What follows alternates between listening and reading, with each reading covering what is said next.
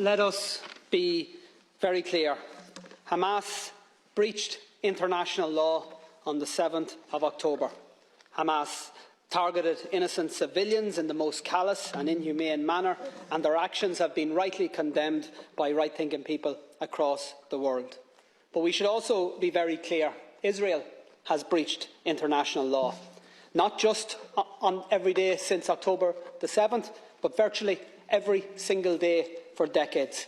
Israel occupies Palestinian land against international law. Israel blockades Palestinian territory against international law.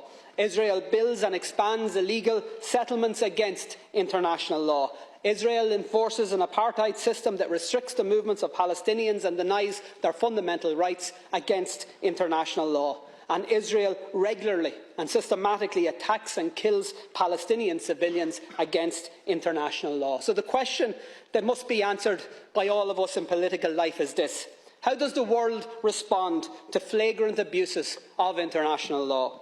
When it comes to the horrendous war crimes of Hamas, the response was very clear and very consistent. World leaders queued up to say Israel has the right to defend itself.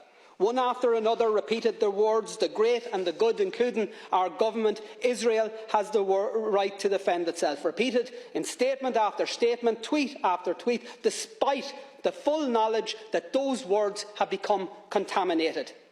The words "Israel has the right to defend itself" means in practice that Israel takes that right as licence to bombard civilians, to bomb schools, hospitals and other civilian infrastructure, and it has now been taken as licence to enforce the displacement of 1 million people from one end of an open-air prison to another, to deny food, energy, medical supplies to a besieged civilian population, to actually deny them water, to ensure that children, the sick, the disabled, the elderly will literally die of thirst.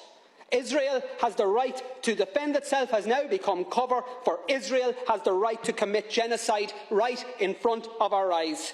How come we never hear the words "Palestine has the right to defend itself"?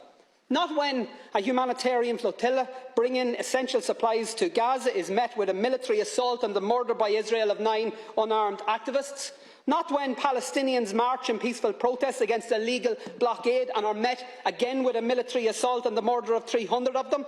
Not after the countless bombings of Gaza by Israeli forces. Not even when Israel targeted and murdered 4 little Palestinian boys playing football on a beach. And not when Palestinians were dragged from their homes and forced to watch as those homes were destroyed to allow for new illegal Israeli settlements on lands that are clearly defined in international law as part of Palestine.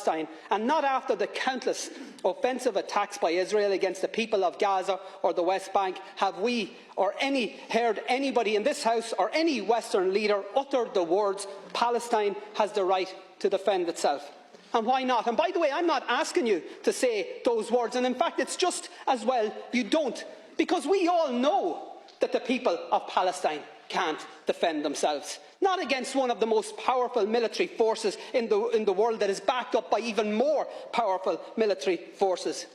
The truth is that the people of Palestine, just like the innocent people of Israel, don't need the international community to tell them that their leaders have the right to inflict more bombings, more pain, more suffering.